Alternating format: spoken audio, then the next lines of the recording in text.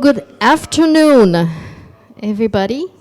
We have arrived at the final learning experience of this winter school. I'm saying final learning experience because we have a workshop tomorrow morning. However, this is the panel which can really give you definitely more food for thought and more things that you can possibly take away with you. And after this morning, which concentrated on a micro-region, we are going to take the daunting task of concentrating on a whole continent. But we are doing this because UNESCO most schools are especially targeting knowledge exchange from the global south to global north and back to global south. So this is supposed to be an event which is not just about global north people talking amongst themselves about themselves. This is supposed to be about different regions of the world and taking a comparative point of view and gaining different perspectives on global dynamics, global processes, and use that in our discussions and knowledge exchange processes. So I got this honorable task to chair this discussion this afternoon, and we will have 4 distinguished panelists speaking, and all 4 speakers come from different fields of expertise. We have Rock with us, Rock M. Missamou from the Ludovika University of Public Service and the UNESCO Chair of Water Management and Water Diplomacy. And he will have an interesting presentation approaching peace and sustainable development from his own field of expertise. Then we will have Timothy Acheampong, who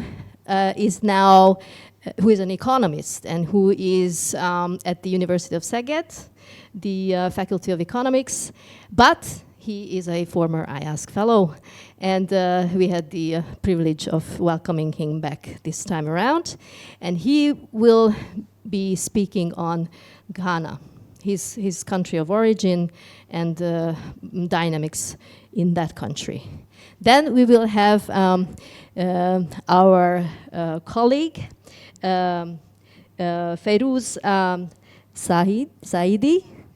And Feyrouz is a social geographer and a regional scientist, and she got her PhD at the University of Debrecen, and now she's sitting at iASK, and she's our fellow researcher, and she is working on small and mid-sized towns and their role in processes of development and resilience. And last but definitely not least, we will have Kehinde Balogun, who is now at the Católica University in Lisbon. Is that Lisbon or Portugal? Just Portugal. Okay, and she is a psychologist, and she will talk to us about Ubuntu and about indigenous knowledge. And so her talk will be the most theoretical, the most philosophical of the 4. So that's going to be the program for this afternoon, and I hope you will be listening with interest. And please jot down any questions and comments you may have. Each presenter has about 20 minutes to speak, and then we will open up the floor for feedback, questions, and comments. Okay, Rock, ready to go? Yep.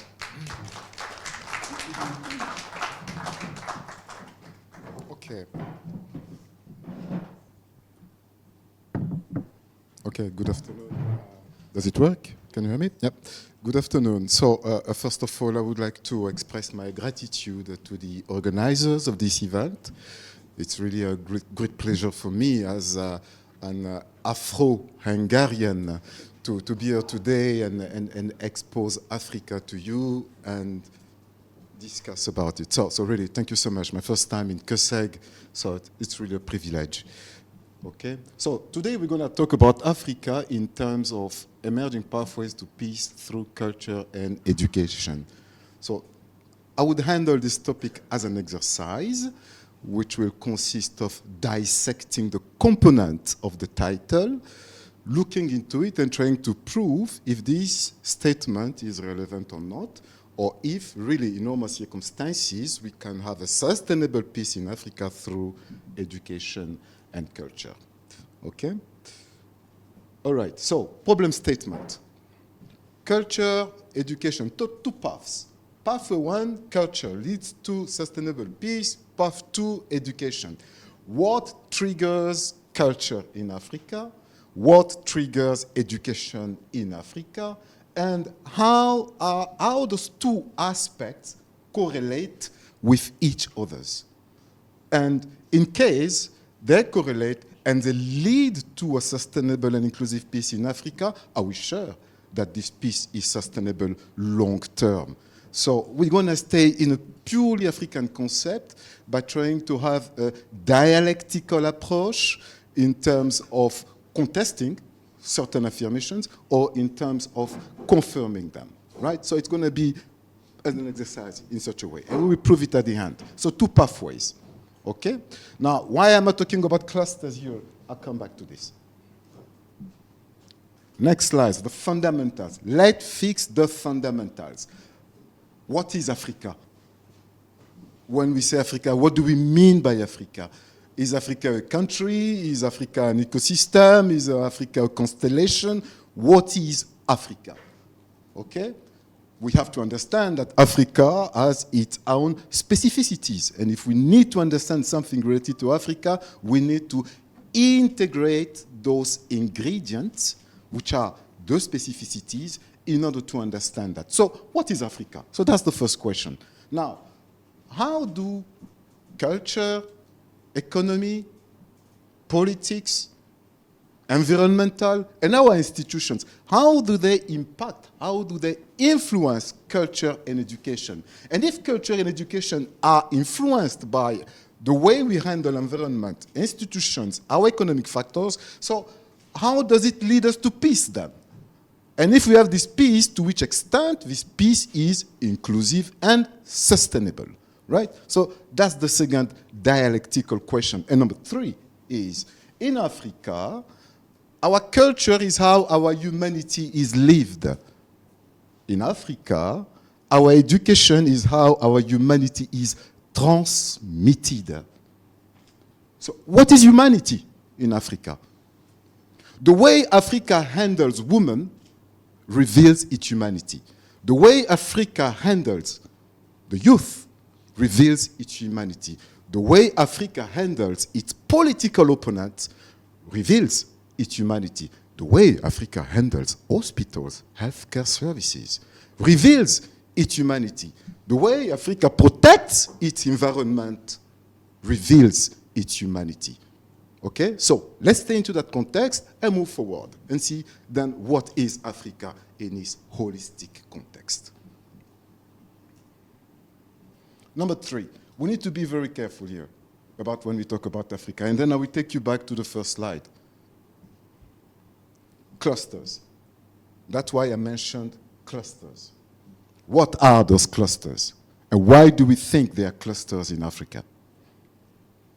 Those are the clusters. In Africa, we have 5 clusters, right? So if you want to understand Africa, the specificities, it comes to the 5 clusters. North, West, Central, East, and Southern. And I will tell you why we have those clusters.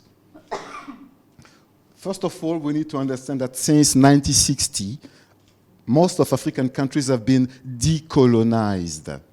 The decolonization in Africa didn't happen the same way for each of those countries. We talk about the formal decolonization. What is a formal decolonization? That means that physically the colonizer is not there anymore. Colonizers have left, but their way of functioning, the legacy system, is still valid.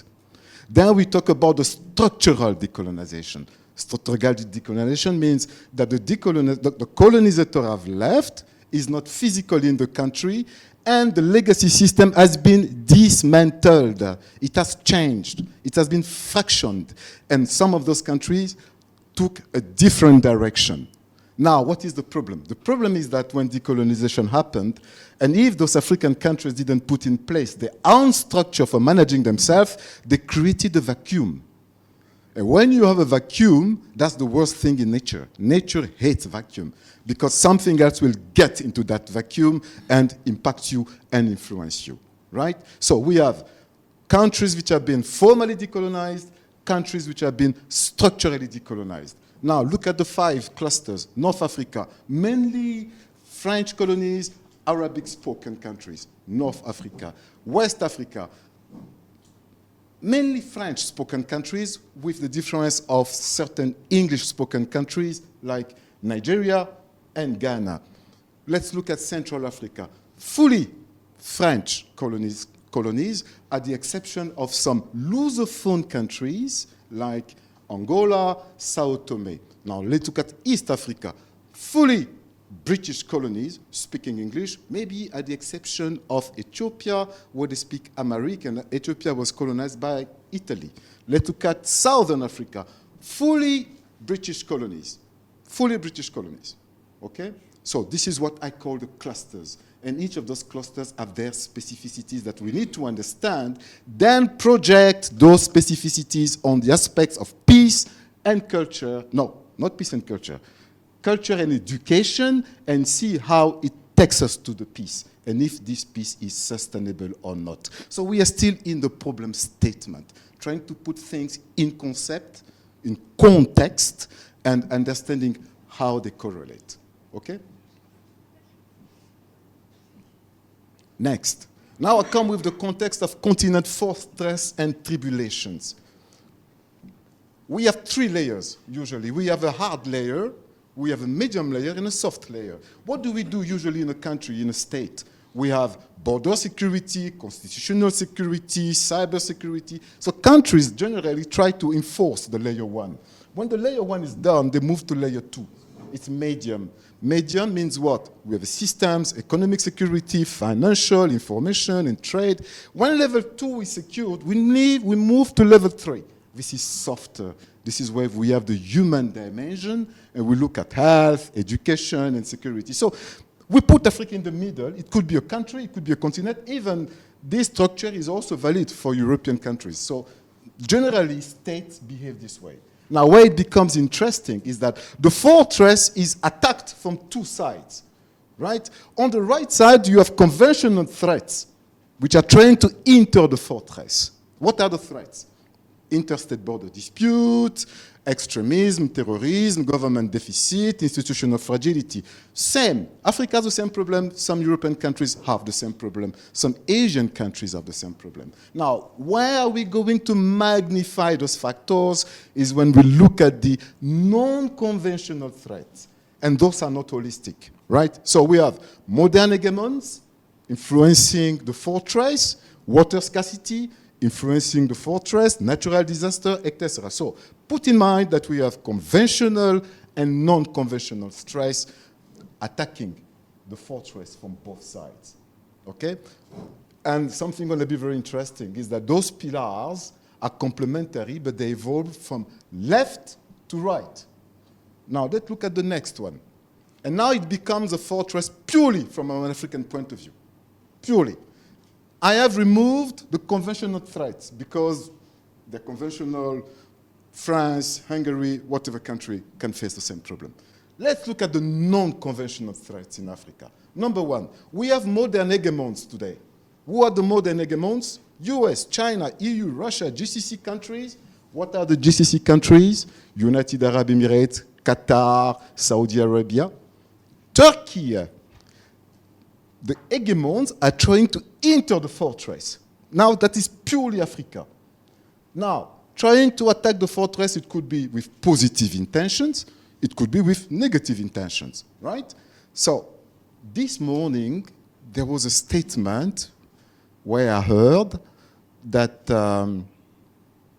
are hegemons, the same countries were listed, hegemons trying to attack the Balkan countries, but the luck of the Balkan countries is that they have a compass, which is the EU compass, which is somehow protecting them. What is the compass of Africa when we have hegemons attacking us? I can't answer that question. We don't know. Too complex. 5 clusters. Okay? Modern hegemons attacking the fortress. Fine. Water scarcity and food insecurity in Africa. It's causing an issue and cracking layer 3. Another problem we have in Africa, global warming and natural disasters impacting our environmental security and climate security. Third, irregular migration and demographic pressure that we have in Africa, impacting our education systems, our identity, and our social cohesion. Now, usually in Africa, the way African nations collapse, it goes now reversely, right? The third layer is cracking. When it cracks, the second layer is weakening. And when it weakens, the first layer collapses and the fortress collapses, right? So if we go back to the previous slide, it goes left to right. In the other sense, it goes from right to left. So that's how African nations collapse, all right? Another question. So just provocative questions, right? Today we're talking about the United Nations Security Council. Fine? So Africa is not permanently represented on the main global body responsible for maintaining peace in the world. Strange, right? Number 2, Board of Peace, created by Donald Trump. Justified or unjustified, right? Is Africa on the Board of Peace? No, Africa is not there. If you are not invited to the dinner, you are the menu of the dinner, okay? Number 3, IMF, 40% IMF, International Monetary Fund, 40% of investment of IMF, of loans from 52 to 2023 were targeting Africa, the richest continent in the solar system, which is phagocytic 40% of IMF loans. It's a paradox. It's a paradox. Last one. On the African continent, on the whole African continent, you don't have one single global organization which is headquartered there. Organization dealing with peace, culture, and education. None of them is headquartered in Africa. Strange, right? Now, based on all this, the question is, to which extent does Africa contribute to the global peace? I can't answer that question. And how the challenges within the continent will affect the international peace itself. Let's think about it. Food for thought, right? So those were just to project you the pattern of failure, right? And we are still in the context of defining the exercise and trying to understand if in reality culture and education lead to sustainable peace in Africa. Okay? So we are still trying to understand the exercise, which have been given to us by Dr. Myslivets. Okay. Next slide. Another thing which will bring you a kind of contradictory paradox. I was listing here the top 5 biggest economies in Africa based on IMF. Nominal GDP in 2025. Those are the richest countries in Africa today, 2025. And I was looking at Frontex data. What is Frontex? Frontex, this is the EU agency which determines the statistics about the migration, migrants coming to Europe. How could you understand that 3 of the richest countries in Africa, Egypt, Algeria, Nigeria, with $334 billion per year, Egypt, $400 billion per year, those 3 countries are providing the highest number of migrants in Europe. It's a paradox. Extremely rich countries with the highest number of migrants. How do you explain that? Is it a factor of positive peace? I don't know. The question is open. So, question is, are we prepared to confront the fact that 3 of Africa's 5 largest economies are responsible for almost 30% of irregular migration flows to Europe? What is causing this? Let's think about it, okay? Now, let's not be negative, okay? Africa is not a disaster. Africa is a colorful continent, right? So the nice thing about Africa is it's so complex, it's so rich, it's so colorful that you can approach it from several angles. And you can discuss with my co-panelists here. They could have a completely different opinion than mine, which is correct. But at the end of the day, our aim, our target is to bring things, to stabilize things, and to bring things for good, right? So, things are nice, things are good. So there is no panic, there are some issues, we're solving them, and here are some positive aspects of it. Now, I'm going to come back to this later. That's why I'm putting specific clusters. So not in all clusters, and I will explain why. Yes, culture and education play a key role in the architecture of African societies, and they also play a role in conflict resolution, okay? Now, something is important. How do we transfer culture within our societies? It goes from generations to generation. Our elders transfer the culture to the young, as you see the pictures there. Now, the fact that our elders transmit the culture from generation to generation, they become the protectors of the collective memory. So that's why we care about our elders and we protect them. Very easy. If you go I'm challenging you to go to Sub-Saharan Africa and to find a retirement home, as we have in Europe.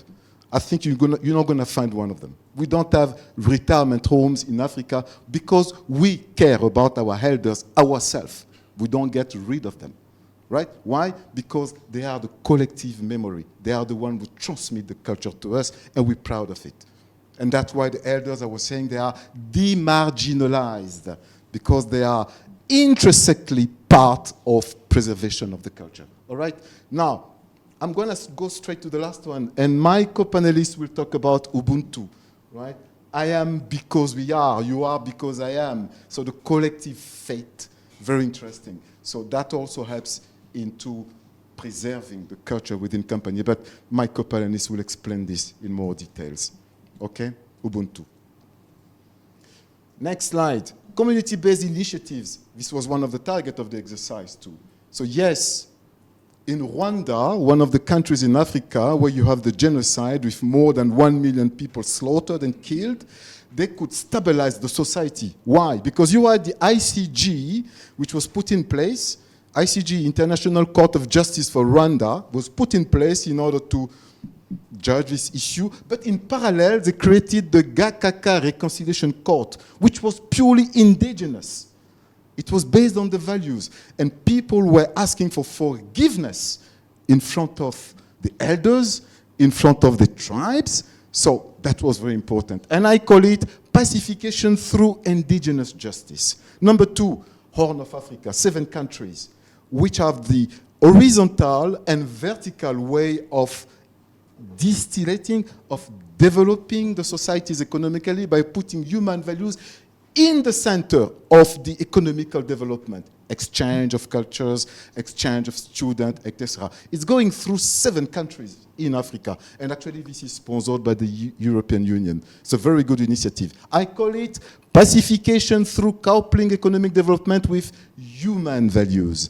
Another example, Nollywood. Nollywood in Nigeria. So Nollywood, it's like Hollywood in US, it's like Bollywood in India. So Nollywood, great initiatives about movies, and this is exactly Nollywood, right? You see actors dressing in local clothes, representing their tribes. And some of the scenarios in Nollywood are about the tribulations of the society itself. And it helps people to acquaint and to root themselves into their origins. I call it pacification through the film industry.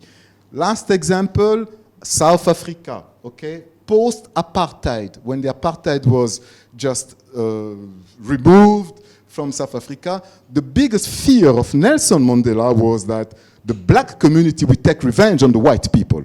So how do we prevent that? And we have to know that we have 80%, maybe 90% of the population in South Africa is black, and the white people is almost 10. So it could be bloody disastrous. Now, the idea of Nelson Mandela to prevent this was to impose on the educational system that we could start teaching constitutional equality, democratic participation, and education of human rights. And that has prevented the black people to take revenge on the white people. So I call it pacification through education and non-racial citizenship. That's how I call them. So those are there are a lot of examples, but I was listing for you those which I think were touching me the most. Okay? Next slide. Something we should not understand and we should never neglect, that Africans are non-anthropocentric. That means we believe in the existence of non-human creatures. Believing in the existence of non-human creatures, we give a very strong value to water. We assume that our ancestors, our energies, our protection, our divine protection comes from water. So we respect water a lot. Now, if you imagine that almost 40% of interstate conflicts in Africa are triggered due to transboundary waters, and usually the place where you have rebels hiding after destabilizing the capital, when they go back, they hide close to waters. And if we give a spiritual dimension, sacrality, into the water, then water diplomacy in Africa makes sense because people are sensitive to it. Okay? So we should never forget this. The sacrality, spirituality, and sacrality of waters in Africa. And that's a very important pillar for peace in Africa. Okay? Did we answer all the questions? Yes and no. So we've been talking about culture all the time. So what about education? Is education in Africa sustainable? Not sure. Let's see why. Intergenerational transmission of culture, confirmed. Elders, demarginalized, confirmed. But what about the education? I personally think that we are trying to apply too much the Western solutions into our local problems. And we are getting rid of, or we are distancing ourselves from our indigenous knowledge. So I think reintegration of indigenous knowledge into the African society in parallel with the Western education, why not? It could be a very positive mixture, a very positive cocktail to solve our issues. That would come through what I call the 4 E's, and the 4 E's are those ones. First E, education. Second E, nation first. We have a problem. We are fragmented. We have compartment into our conscience. Sometimes we think about tribes. I am with you because you are from my tribe. I will vote for this president because he is from my tribe, not because his political program is sustainable for the social and economical development of the population. So we look at the tribe first. And sometimes we are away from this nation spirit, national spirit, okay? So, national cohesion over tribalism. How does it come? Through education. So that's the second E. The third E, open-mindedness for sciences. We need to raise the level of education and have more access to AI, whatever, science, climate, anything. We need this. We need to raise the quality of our education, universities, school, exchange programs with Europe. That's the third E, education. The last E, education, practice of prospectivism. You will usually discuss with most of the Africans, they don't have the long-term view. They think about what happens today, but they're a bit scared of thinking about the future. what we call prospectivism. But you can understand that because in societies where most of the people live with $4 per day, their problem is not to think about what's going to happen tomorrow after tomorrow. It's what's going to happen with me today, not tomorrow. And that kills prospectivism, long-term vision, economically, politically, whatever, socially. So we need prospectivism. So we need to resolve things by anticipation. And how does prospectivism comes into our society? Through education. So that's the fourth E. That's why I call them the 4 E's. There might be more. There might be more E's, but I identified 4. So now let's answer to the question. So we went through all those aspects. So do we have sustainable and inclusive peace in Africa through culture and education? Yes or no?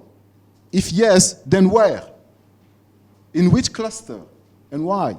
So I took a very simple statistic trying to look at which cluster, what is the percentage of investment of each cluster on education versus the GDP, the growth of those countries.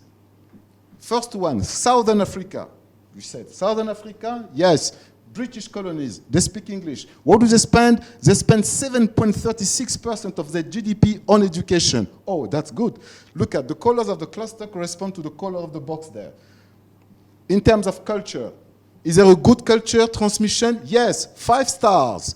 Education, are they okay? Yes, they spend 7.3%. Education, I put 4 stars. It's never 5 stars. There is always something to improve in education, right? But they are 4 stars. And now, can we answer the question? Is the peace sustainable in Southern Africa cluster? I would say yes. Yes, why not? Do they need support? No, I don't think so.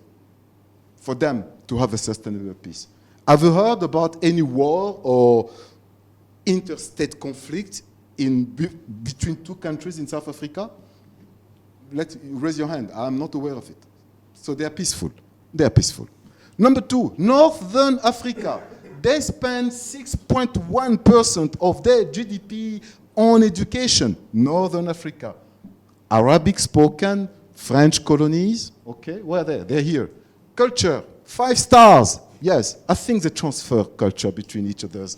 Education, 4 stars. Yes, there is always something to improve on education, but it's fine. We have the very good universities in Morocco, Tunisia, Algeria.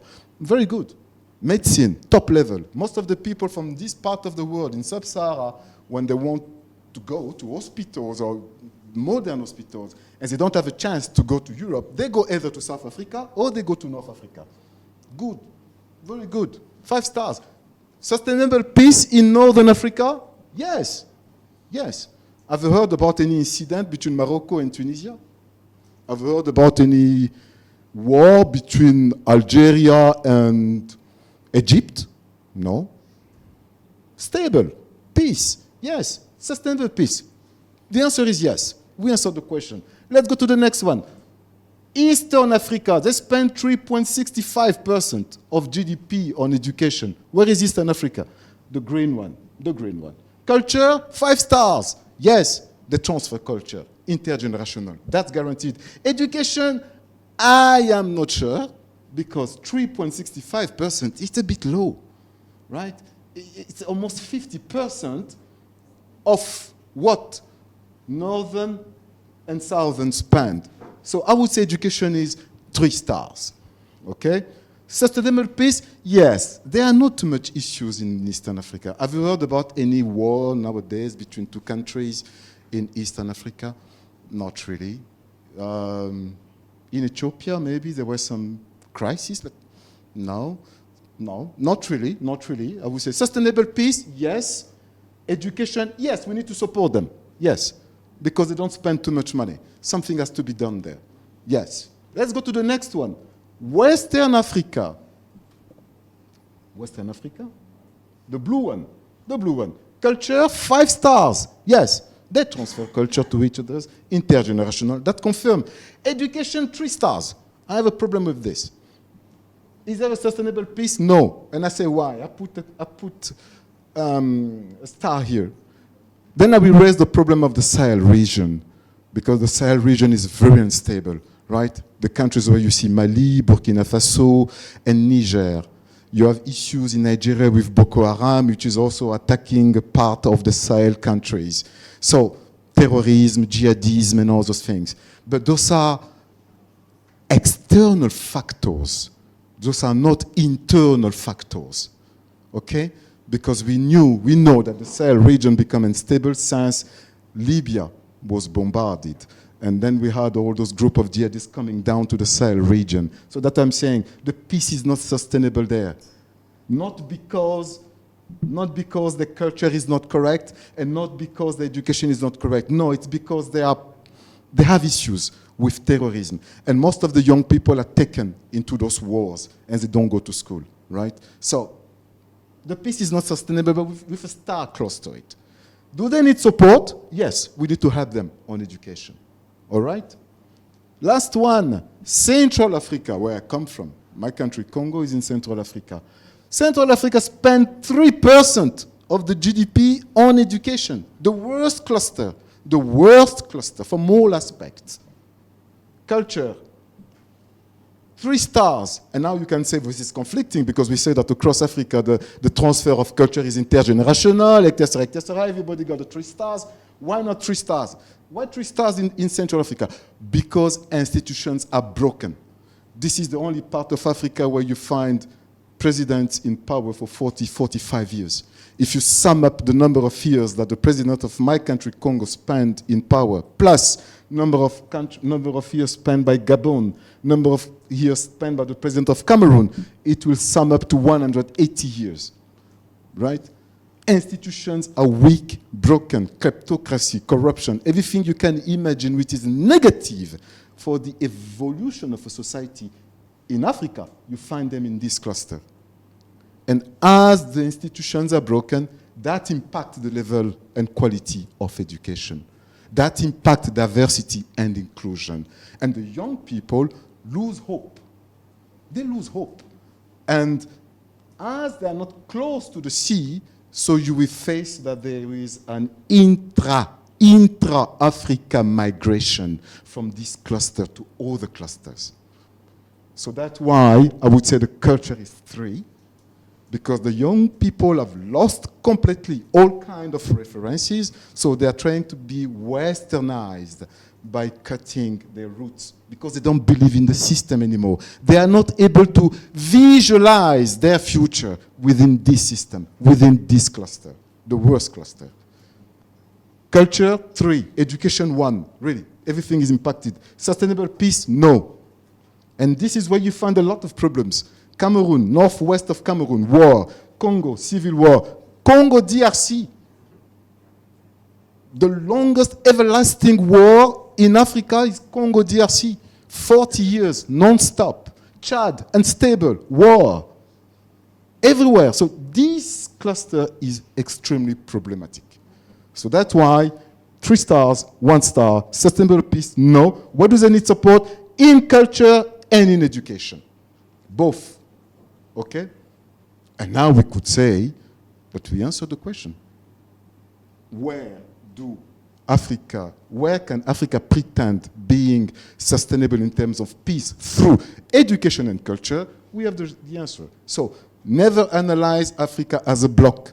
Look at it into a cluster approach, because there are certain specificities and that can impact your answers. Okay? Just to enrich our vocabulary, when you go to East Africa and you want to say thank you, you say Asante sana.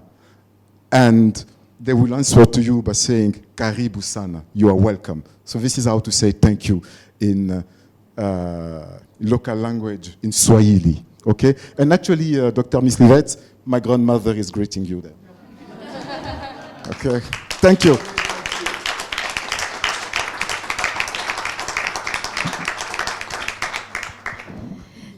Thank you so much, Rock. This was wonderful, very comprehensive, and this gave us a kind of a system in which to kind of listen to the next panelists. So thank you so much.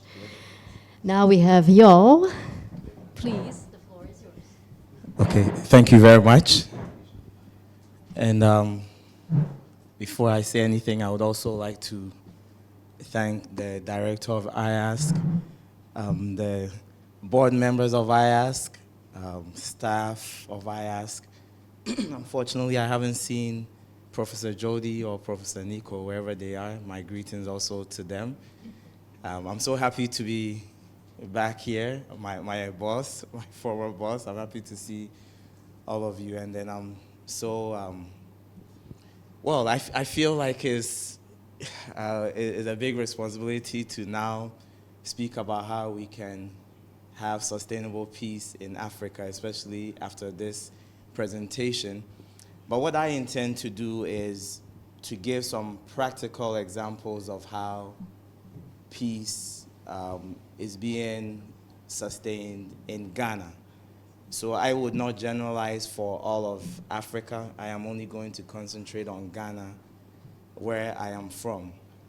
So to start out with, I will skip many of my slides because I believe that a lot has been discussed over the last few days, and I'm sure there's been a lot of context given to this. But I'll just say a few points on the global trends of peace so that I can zoom in on why I decided to share the experience from Ghana. So as we all know, our leaders went to the UN General Assembly in New York in 2015, and they pledged that we should try to eliminate all kinds of conflicts and ensure that we have peace, justice, and strong institutions. So this is the SDG 16, the SDG 16 that we're all trying to achieve. How many more years do we have until 2030? Not too many more years. So we're trying to ensure that we have a peaceful world by 2030 based on the SDGs. And the most recent Global Peace Index report shows that actually we've been deteriorating in terms of global peace and that conflicts are increasing. So as we can see, in all regions of the world, there has actually been a deterioration in all the components of the Global Peace Index, which actually gives us an idea of how countries are doing on peace indices. And then what the recent report shows us is that since 2014, there has been a decline every single year in terms of global peace. Of course, we know that differences are there for respective countries. Of course, we know that there's differences. And then what we can also see is that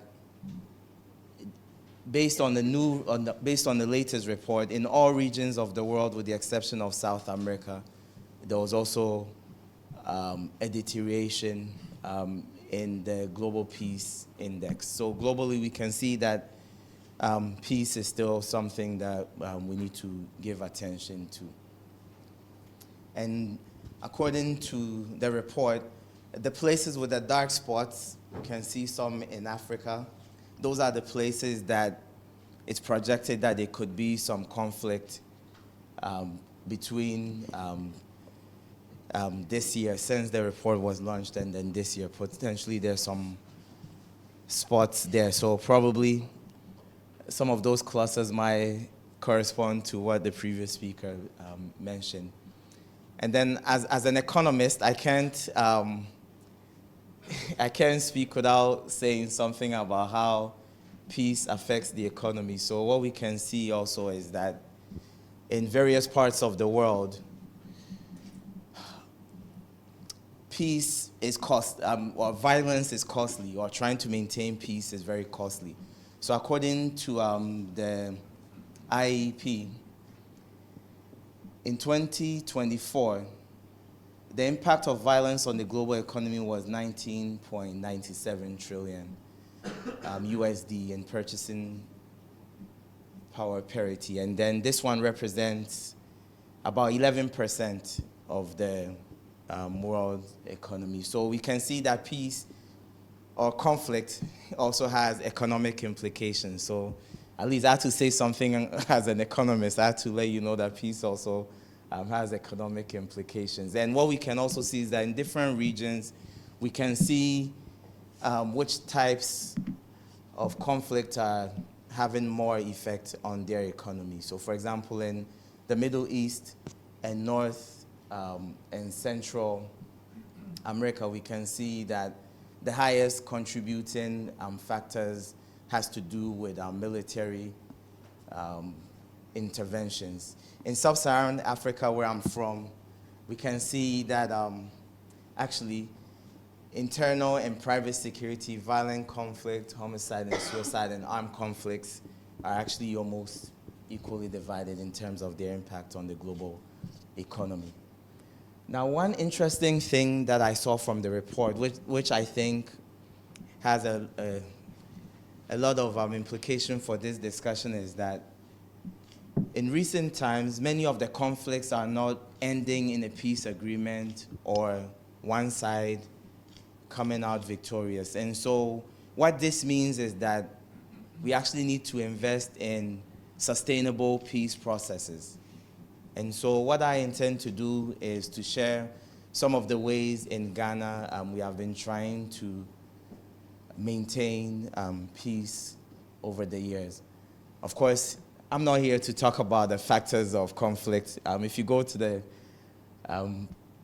Peace Index report, you can find all those factors. Like I said, I am going to look at positive peace and rather look at structures and institutions that can promote peace in the long run. So based on this, I'd like to zoom in on Ghana, because Ghana is actually one of the countries with the highest positive peace rankings in Africa.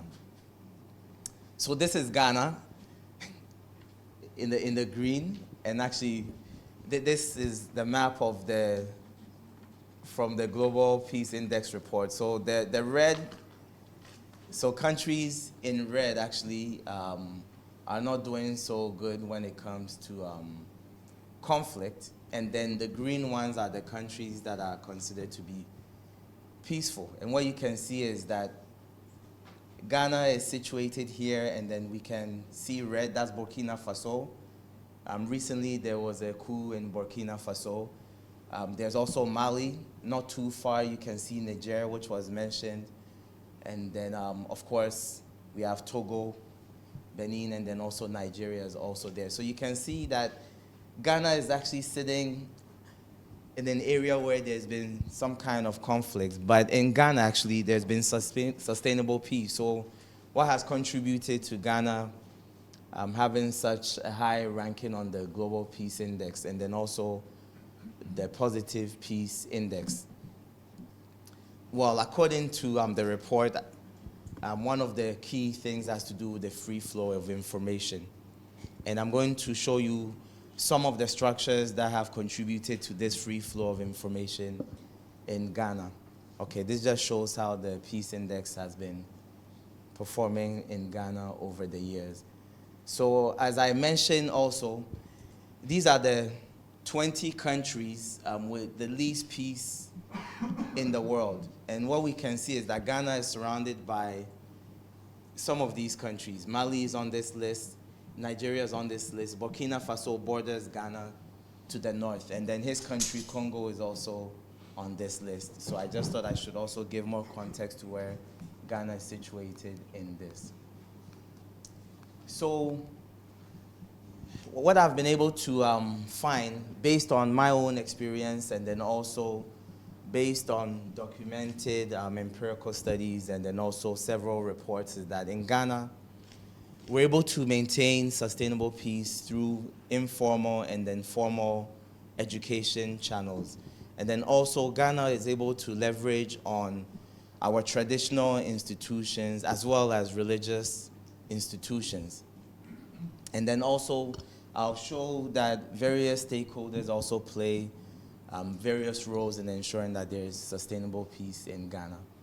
So Ghana actually was the first country south of the Sahara to gain independence from colonial rule.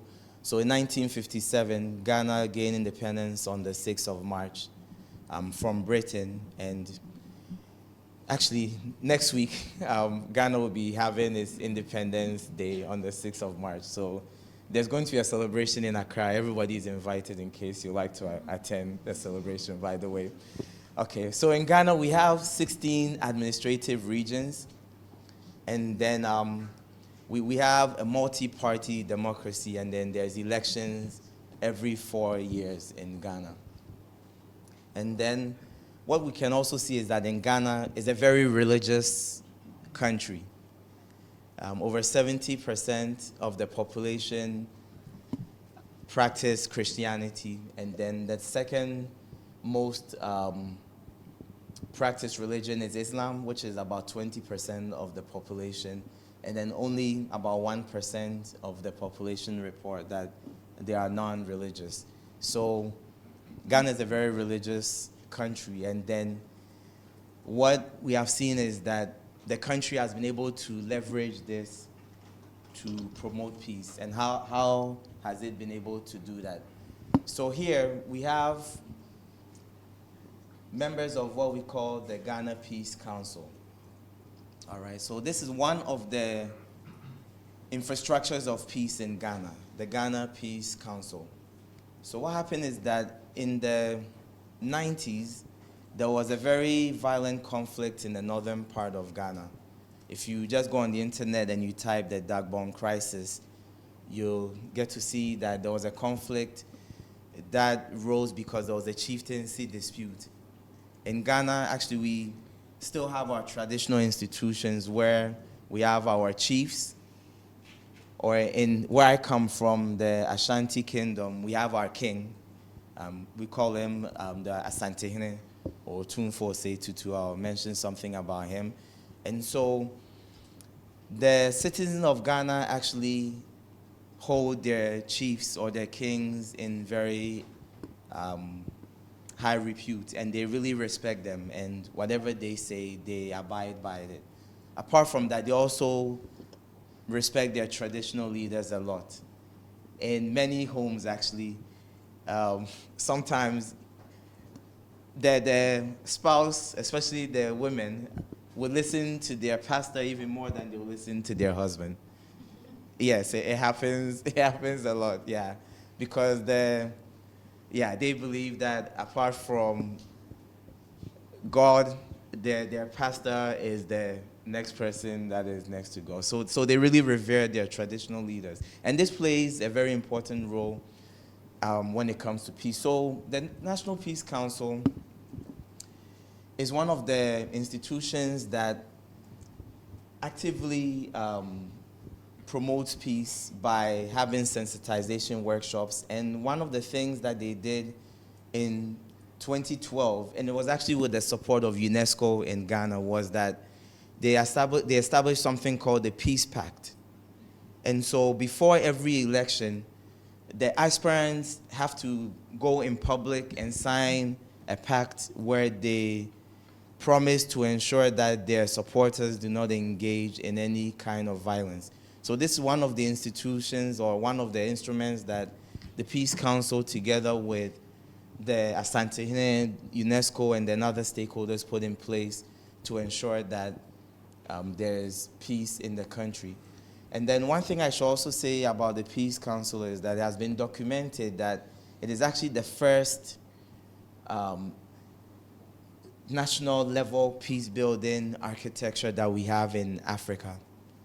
And it follows from an earlier meeting where it was encouraged that all African countries should try to have structures to sustain peace. And Ghana took the lead by establishing this National Peace Council. And so initially in 2006, it was established as just an administrative body without legal backing. But then in 2011, the Parliament of Ghana also passed an act which made the Peace Council a legally recognized body, and since then they have been operating. And when we look at the composition of the Peace Council, it is made up of the leaders of the major religions in Ghana. So we can see that there's the Catholic Bishops' Conference, there's the Christian Council, which is the body that represents all the Christian bodies in Ghana. There's the Ghana Pentecostal Council, the National Council for Christians, of course, and then there's also different Islam bodies as well. So they are also represented. The traditional leaders are represented. And then also the National House of Chiefs, which also represents all the traditional leaders, also have representatives. And of course, the government also gets to appoint 2 representatives. But the body is mainly composed of religious leaders and then traditional leaders. And these are some of the recent activities that they have engaged in. So usually they organize workshops apart from these peace pact, and then they do a lot of sensitization activities in the country. So this is one of the structures that have been used to ensure that Ghana has been relatively peaceful and stable since the country transitioned into democratic rule in 1992. Since then, there has always been peaceful transitions of government. So another institution that I mentioned is the traditional leadership. And then this is the king of the Ashanti Kingdom. And when the Dagbon crisis started, it took several decades and there was no resolution into this conflict. And so when the committee was established, they made him the chair of the committee, and then using indigenous peace resolution mechanisms, he was able to bring peace into the northern region of Ghana. And then since then, there has been peace there. Recently, there was also another conflict in another region of the country, and then the government tried for several years to resolve it. They were unable to resolve it. And then when they finally invited him to intervene, he was able to resolve the issue. So, as I mentioned, he's one of the most revered people in the country, especially among the Ashantis. Whatever he says, they do it. Just last year, he lost his mother, and as part of the burial process, nobody was allowed to go on the streets for some days, and everybody abided by the rules. Okay. So apart from, and then one thing is that also I should mention that the chiefs are respected because they are seen as being neutral. In Ghana, in the constitution, the chiefs are not allowed to engage in partisan politics. And so the chiefs are seen as neutral, and that's why when it comes to these conflict resolution processes, they have been quite successful in that. And then I should also mention that in the Ashanti Kingdom, they also revere the Queen Mother. Actually, the Queen Mother is actually the most powerful person in the Ashanti Kingdom because it's the Queen Mother who decides who becomes king. And so one of the queens, so I'm going to talk about her. She is one of the Queen Mothers. She's a development Queen Mother from the Ashanti region. Her name is Nana Adwoa Wendell. And she was a very popular TV personality before she became a Queen Mother. And then she was also, she has started the Ghana Queens Association, which brings together the Queen Mothers in Ghana. And then also she became the first president of the African Queens and Women Cultural Leaders Network. And she, in 2008, she initiated what we call the Ghana Peace Train. I was actually a member of the Ghana Peace Train.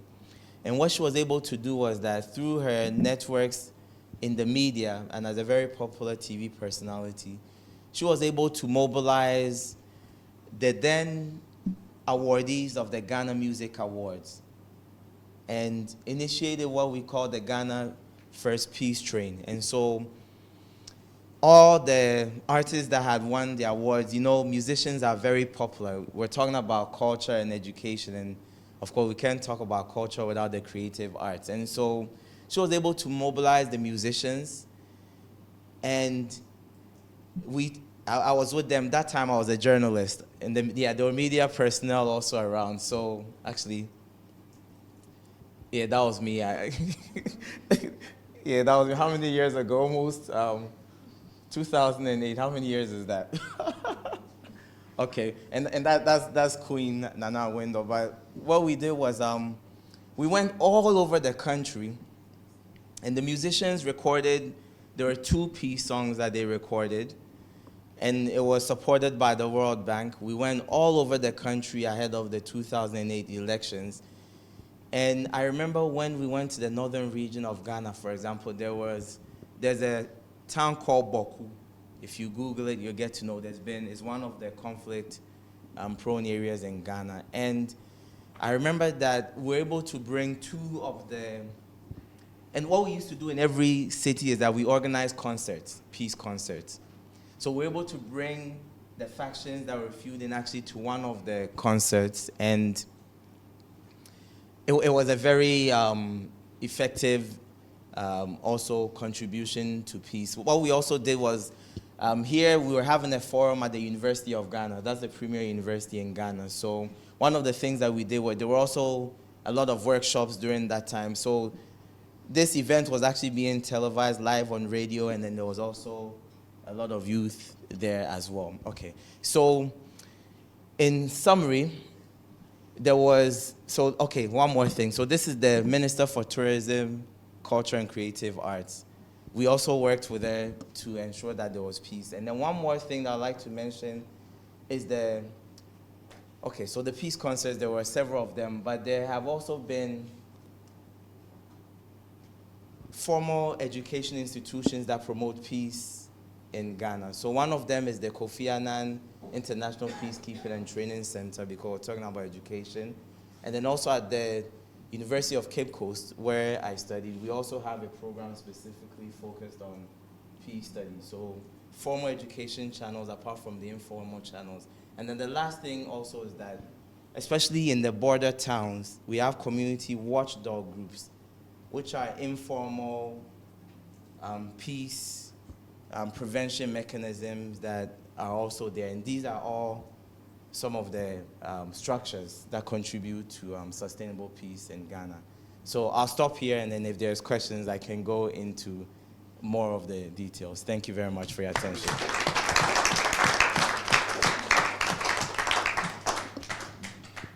Excellent. Thank you so much, y'all. Please collect your questions, and you can ask them at the end of the panel.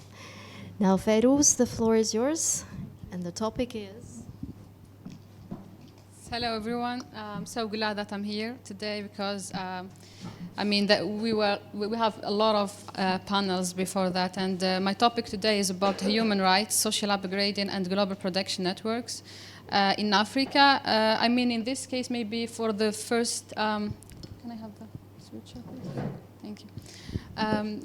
Maybe when you see this topic or this title of topic, you will in the first thought, you will see that there are too many concepts and too many ideas that came in the first hand. But after that, I want to assure you that there is a very big interconnection between all these concepts. So, for example, when we were talking about the Global Protection Network, it is a way of shaping work condition in Africa, for example, and how we can do this kind of social upgrading in order to enforce human rights.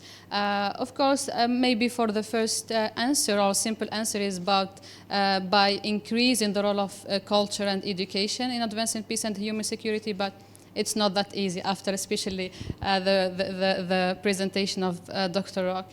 I want to start with the concept of global protection network, which is very important nowadays, because of the term of globalization and so on. But this concept came from late 1990s, so it's not so old it's quite new concept. But before that, there are two approaches, which is very important. The first one is about the global commodity chain, which has two paths. The first one is about the production-driven chain. The second one is about the buyer-driven chain. So in these cases, industries has to fit with one of these approaches. So when we are talking about the production-driven chain is more complicated, so they need more technology, I mean highly technology and more skilled people. And it is so famous to automotive industries, it's so famous to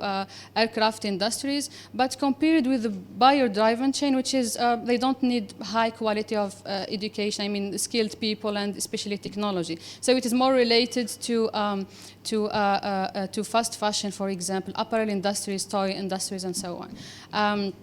But this approach, because it came from a socialist, sorry, I didn't turn it. So it came from a socialist group of researchers. They have too many criticism in this case because there is one industry, which is chocolate, that we all love, but it is very complicated to put it in one way. So it's not about producer-driven chain or buyer-driven chain, but it doesn't fit in this chain because it should be.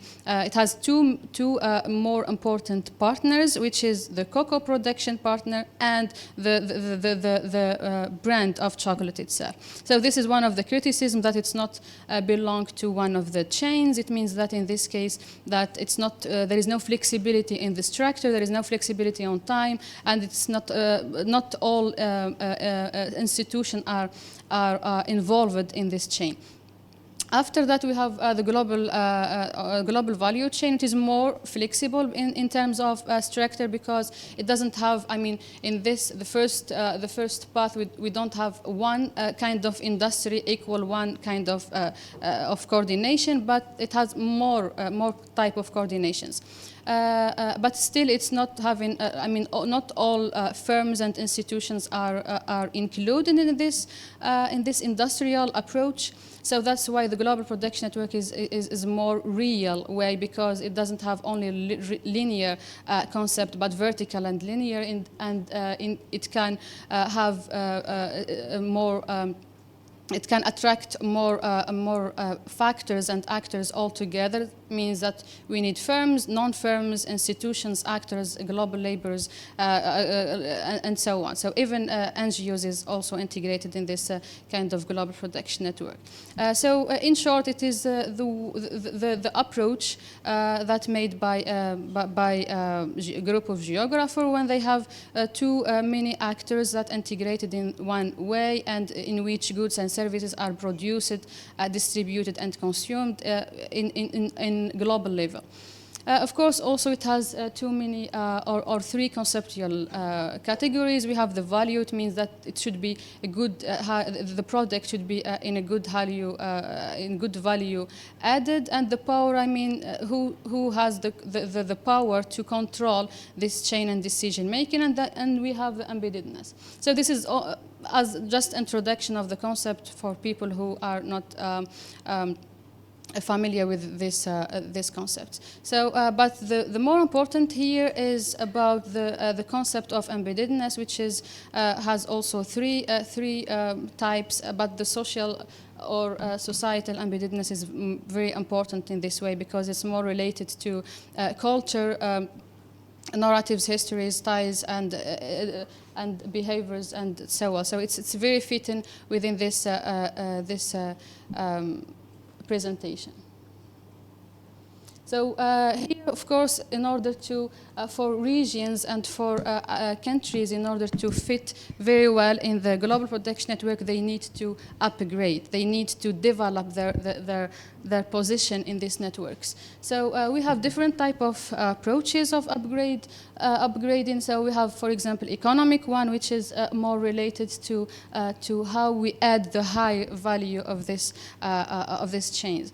And I mean, we can use the process, we can do the product itself, we can use we can do the high quality of the product. About the functional, I mean, they can also reach more industrial product, and they can also having another type of chain upgrading when they move from another to different or to new industry as well.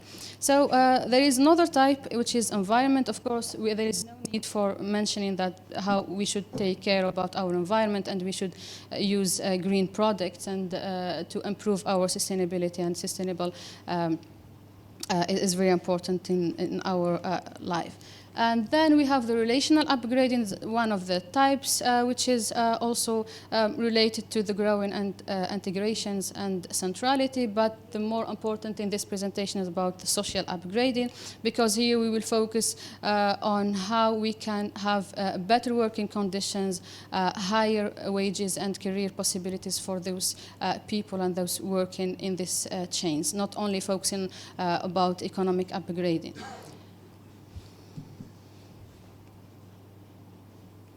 So we have also social dimension of upgradings. Of course, we have two types of that. So we have measurable elements and non-measurable elements. I mean, in this case, for workers, they need regular or temporary. They could have some contract which is regular or temporary. They can have high wages. They can have lower wages.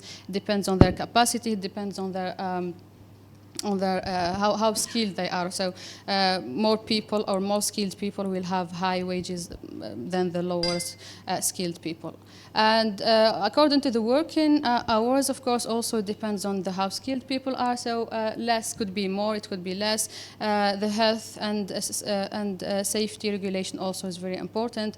Share of family managers, female managers also is very important. We will have this issue in the next few slides.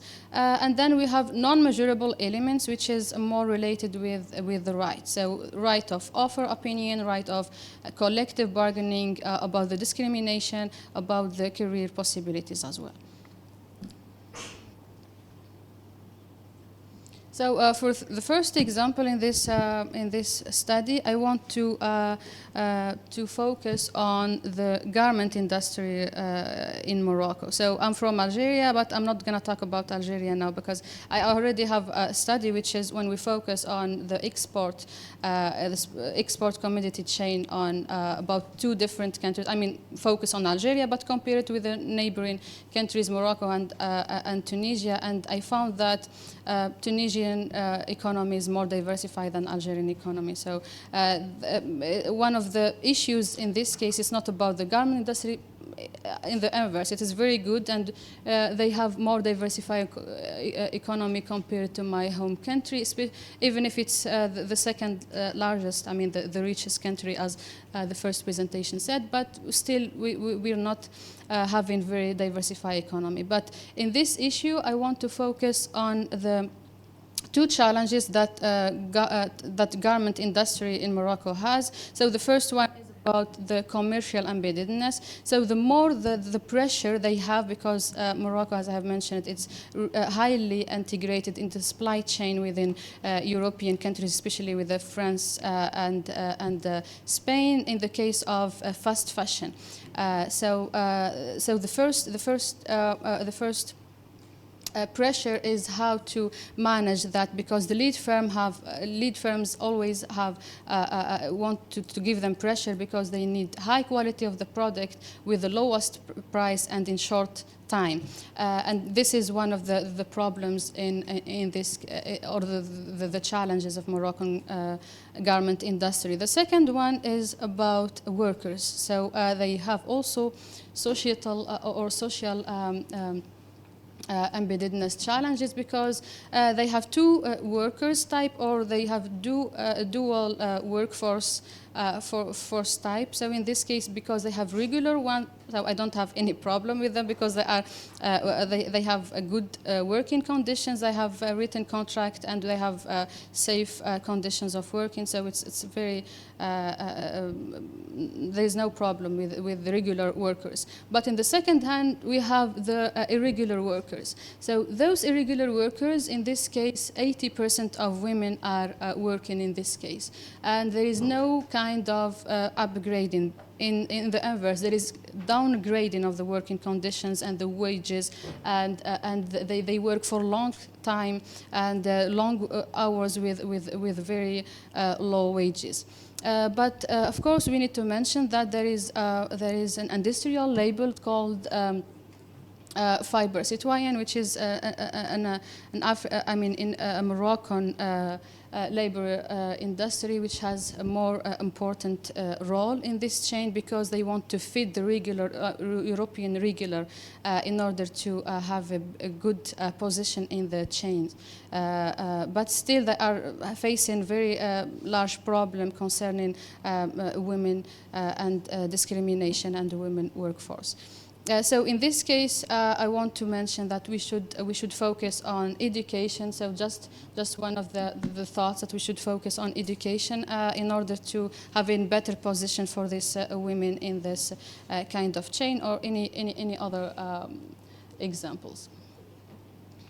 So the second example here I want to have is about different case studies in Africa. We have Kenya, Lesotho, and Mauritius and South Africa. So maybe this study is a bit old, but I really like it because it is one of the oldest or the first studies that talk about social upgrading and not only economic upgrading. I mean, I came from, I really like economic geography, but still here we need to take to have an attention about this social concept as well. So according to these two tables, we have in upper sectors we have there is no too many upgrading and in developing or increase in the number of employment between 2000 and 2009 in one of the countries. So in this case, there is also a downgrading and reducing in the number of employment, especially for Mauritius, for example, they decrease it from 41% and South Africa with 59%. And for the wages also there is no kind of any kind of development, but there is downgrading. So in this case, I want to say that from this study, that advancing peace and human security through culture and education contribute to social upgrading in Africa apparel industry by equitable workers and skills, fostering social cohesion and promoting norms and that support fair labor practices and social justice. So for the third example we have is about the child labor that happened in cocoa production in Cote d'Ivoire and Ghana, which is a study between 2000 and 2008 and 9, 2018 19, which is a very important thing because there is an increase in about 62% of this production, cocoa production, which is good for the economy of the two countries. But in the second hand, we have other problems. Like an increase in the term of child labor. And within 14 percentage point, and also within the term of hazard and working conditions. So in this case, I want to mention that we should not there is no just one type of integrations or interventions in order to reduce and stop this kind of child labor, but there are too many things that we have to focus on by, for example, education and support farmers in this case, because also the reason is very important. So poverty is the first and the main reason for this child labor cocoa production in the two countries. Also, some partners are highly should be integrated in this case because For example, International Labour Organization should intervene to reduce this problem, institutional partners and child labour monitoring system as well. So there are too many partners that they should be integrated in this kind of reducing child labor. So the fourth example, just for a quick, to be quick, so we have another example of mining, which is the cobalt mining and cobalt production, which is here there is 73% of the cobalt mining is produced in Africa, and mainly in 4 countries: South Africa, Morocco, Madagascar, and Democratic Republic of Congo. But 96% of them are, of course, in Democratic Republic of Congo. And in this case, also it's good for their economy. But in the second hand, the refining is not doing there. So China is the more doing 80% of the refining of cobalt, which is very important now, and we are using it like we use it in our laptops, phones. So it's a very important mineral. Here I want to mention that for this pressure, because of the big pressure, we have environmental and social problems, but the social one that I want to focus is again the child labor and forced work, forced labor, especially in artisanal and small scale mining.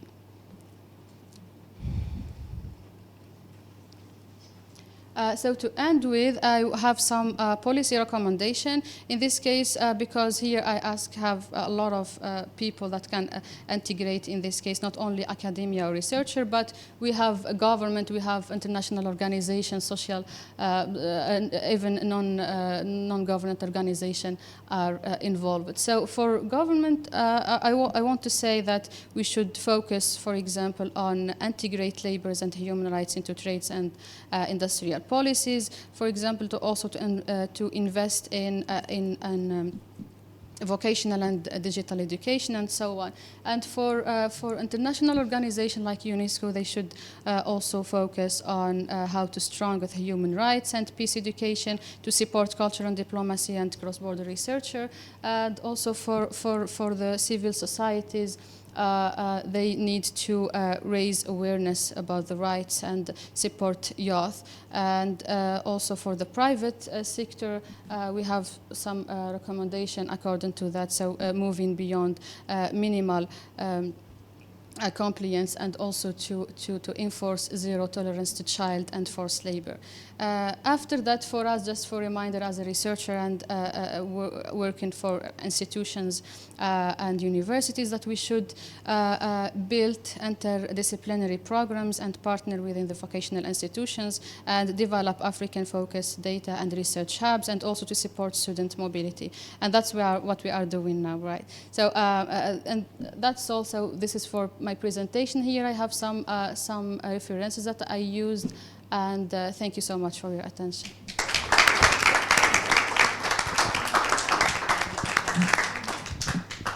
Thank you, Feyrouz.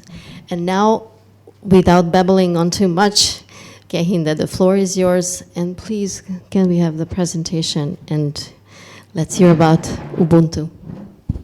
Thank you so much. I had a heavy lunch, and I'm still recovering from it. I heard this is what Hungary does to you after lunch.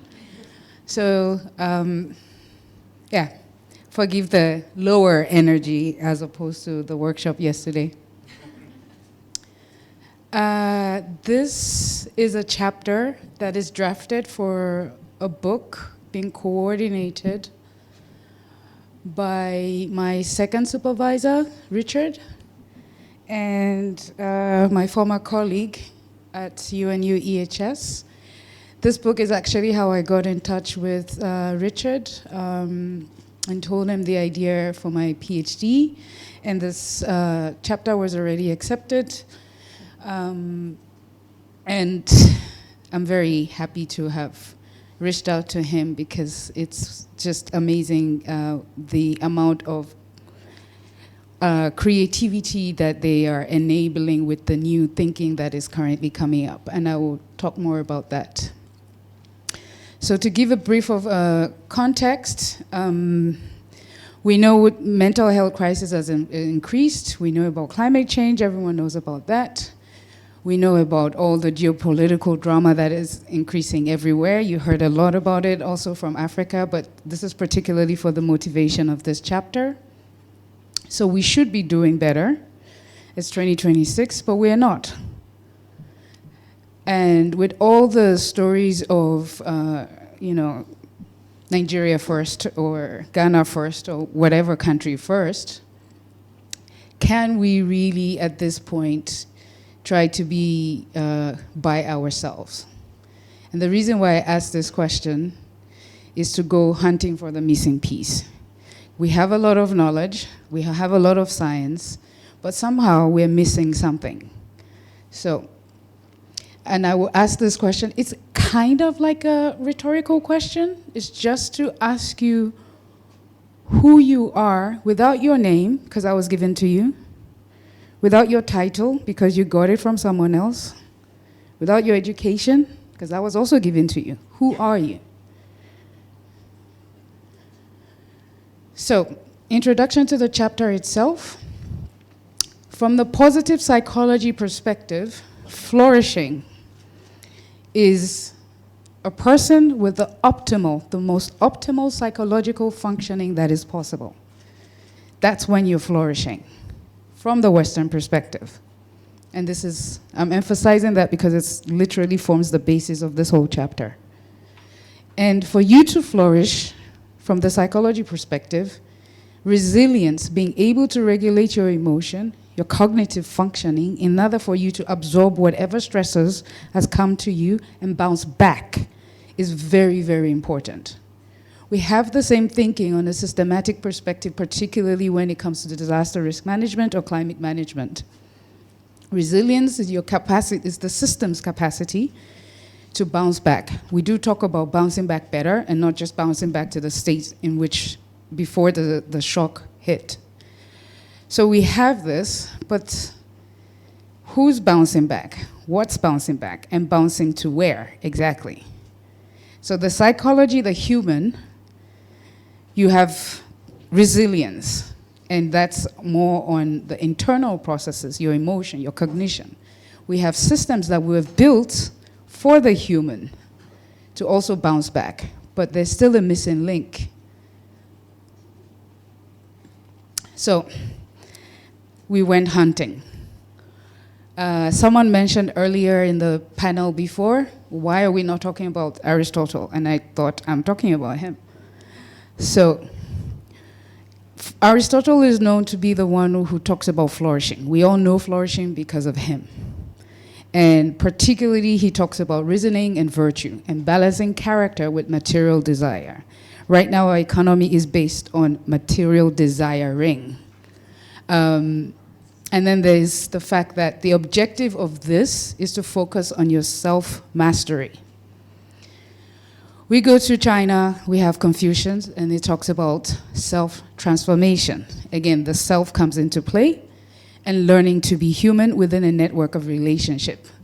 So if you look at Aristotle, there's the self, and there's the material which is outside of the self.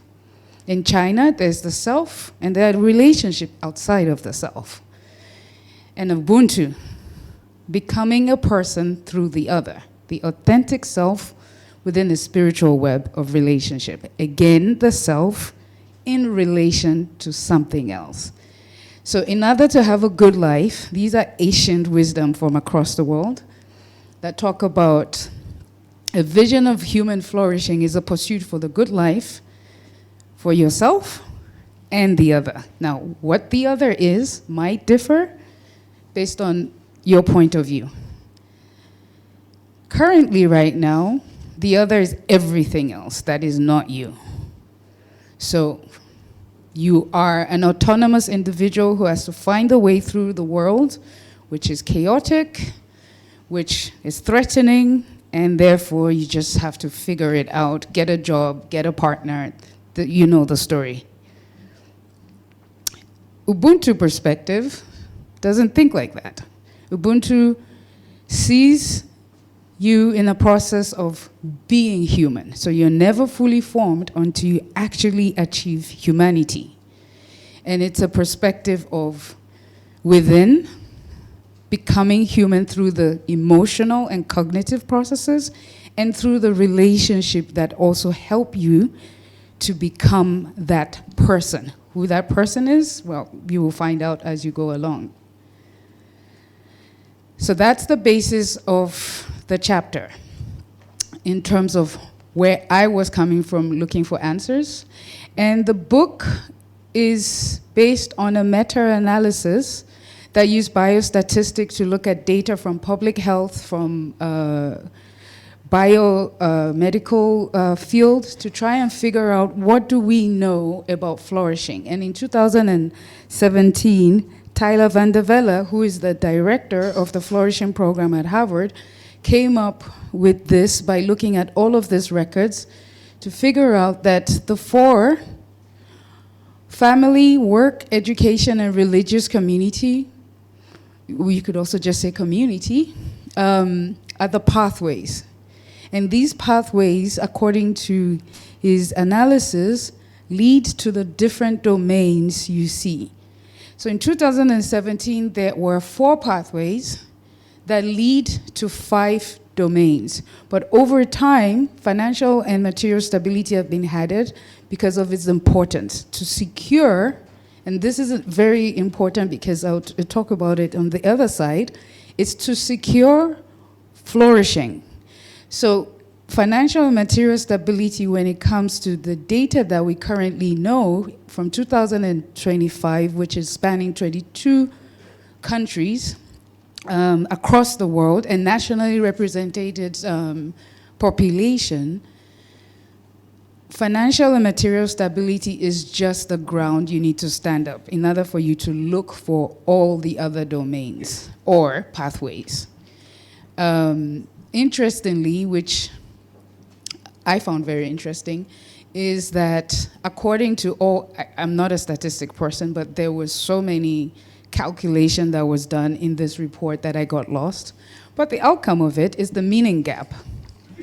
Of course, in developing country, everyone knows that the economic status versus high-income countries obviously are lower. But what they found is that there's a meaning gap in high-income countries, and that's the West. So a lot of European countries, the States, the UK. So this is coming from the report in 2025. The abstract was accepted end of 2024, beginning 25. So I wasn't fully sure about the meaning gap that has come out of the study, but I had an inclination towards it, and that's what I drafted the paper about. So now the idea was, okay, flourishing data, the data and literature we have is very Western perspective. But there is a divergence between the view of a person, what nature is, what culture is, from Western and non-Western perspective. You heard about Ubuntu, you heard about the traditional knowledge, there's divergence. So what does Ubuntu actually mean? So in this paper, I'm using Ubuntu more towards African philosophy because of Desmond Tutu globalizing Ubuntu because of the South African apartheid process. But the major thing is to understand that across Africa, there is a perspective that all life is family. And family, according to, let me just quickly go back, here, in the 4 pathways, all the 4 pathways are important, but the most important is family. And I forgot, but I wrote, it's the most important is family because of the relationship. It allows children to have the psychological safety to go on into the world and actually achieve, finish school. On the other hand, if there's a divorce, for example, you tend to find like children going more into drugs. So there's misbehavior. So the bonding of relationship is very important. And that's what actually informed this paper. What happens when we think about Ubuntu of all life as a marriage of all life, and how does that impact flourishing data that could give us some idea on what we are missing because we're so focused on the Western perspective. So the objective is to understand how Ubuntu would enable flourishing using the family pathways into the 4 different domains that were shown to you. We used the rapid review method. There was a research protocol developed, which we couldn't deviate from. We looked at the lenses through the domain. I only added the stability perspective just as a reminder that it has now become the 6th one, and it became an important thing even though we didn't use it as a lens for the literature review. So just to quickly tell you about the results. In terms of what Ubuntu means for family across Africa, it is 3-system triad. And the first one is the family, the spiritual family, and I call that a system because it is really a system. And then you have the interpersonal one, which is the individual, so the unit, the individual. And then you have interpersonal family, which is the individual and the community, or in this case, nature. I put it as inclusive of the other. Now, this is probably my favorite finding because there has been very few studies that were able to capture this from the literature. There are 2 PhD research which didn't form part of the data that was analyzed, but they picked this up in terms of South Africa, and I can't remember the other countries. But we actually found a couple of papers because of the journal we focused on. So I forgot to mention that we looked particularly at African journal to look for local researchers that may not make it into the big journals because we really wanted to know what's happening on ground. So in terms of the spiritual family, you could potentially structure African belief system in this way. So you have the god or deities, which is the highest ranking, and then you have the ancestors, and then you have humans, you have animal and nature, and you have inanimate objects. And the in-between is called the vital force, or another literature called it the invisible thread. And this invisible thread is what connects everything. So nothing exists without this invisible thread. And this is the life force in which forms the foundation of existence and non-existence. So you have the timeline for a typical African thinking is the past, the present, and the future. They are connected through that vital force. So it's very, very hard to think just linearly. And that on top of that, because of this relationship, there is an awareness of life in general, how your life contributes to all other life forms. So for a tree, for example, I mean, we have enough science to know this, but there's a term of respect for the things you do not understand, the things you do not see, but you're aware of. So for Ubuntu, across Africa, relationship is very important, and respect is very important. But it's not just respect, it's like, oh, I respect you. It's a deep understanding of life. And the dimension 2 is the you that you are aware of. But the difference is you're not an individual. And you can, that can be said in a very different way by just saying, without friends, without the farmer, going to the supermarket, without the farmer growing all of that, or nature itself raining, it is impossible for you to actually potentially eat or survive. So it's that recognition of how interdependent life actually is. And I think, okay, I'll quickly go through it. Your humanity, therefore, is constituted on the other.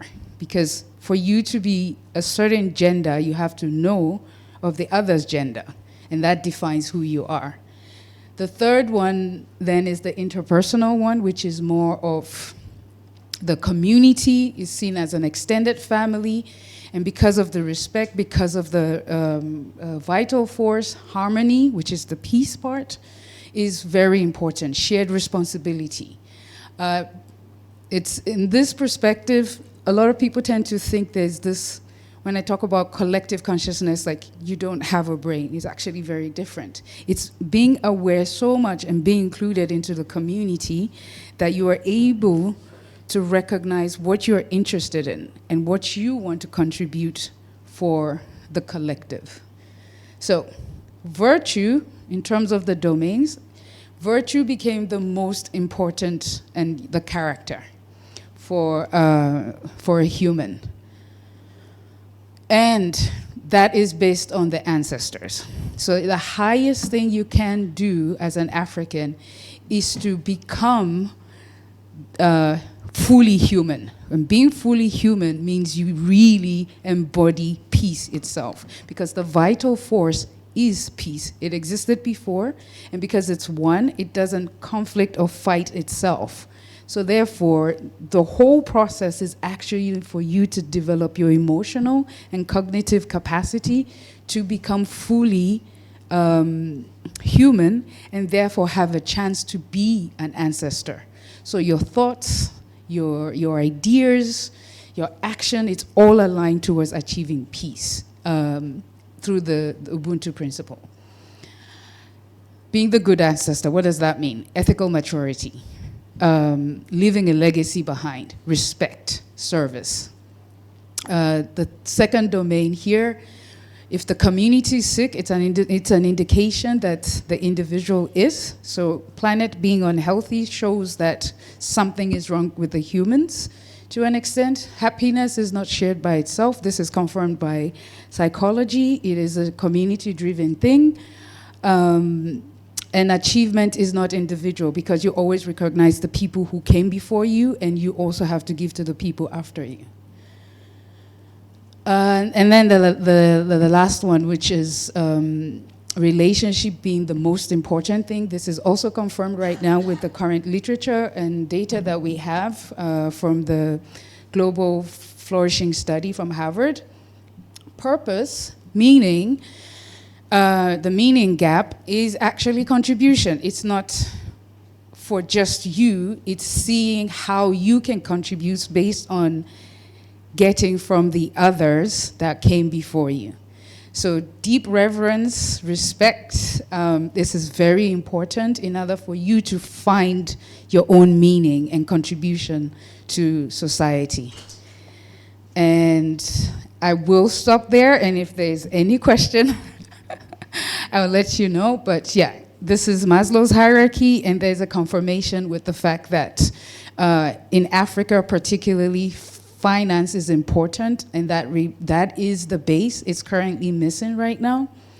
If you would give me 2 minutes, actually.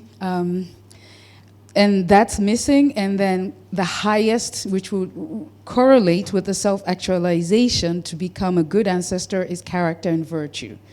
I can talk about this another time, but a quick thing, the path to flourishing. From an Ubuntu perspective, peace, unity is the only way, and it's not an individual thing. It cannot be done by yourself because it contradicts existence itself. So it has to be, I am because you are. That's the whole health. The World Health Organization is defining whole health, but the spiritual angle is very much missing. The Harvard team has flagged this quite a lot, so I'm guessing in the next couple of years, it will probably go into the policy document. From an Ubuntu perspective, the path to flourishing is exactly what we currently have, because when you don't go according to unity, you essentially act like a wild animal, which is just creating chaos. And it's this recognition of the fact that life includes both chaos and peace at the same time, and you have a choice to choose, is why Ubuntu and spirituality is so important in African society, to always try to manage the chaos. Anxiety comes there, loss of resilience, the mental health, the environmental crisis. According to also, this is a Harvard definition, the threat of personhood and belonging becomes a thing, and that becomes the official start of suffering when there is too much individualism from an African point of view. Okay, I'll shut up now. Thank you.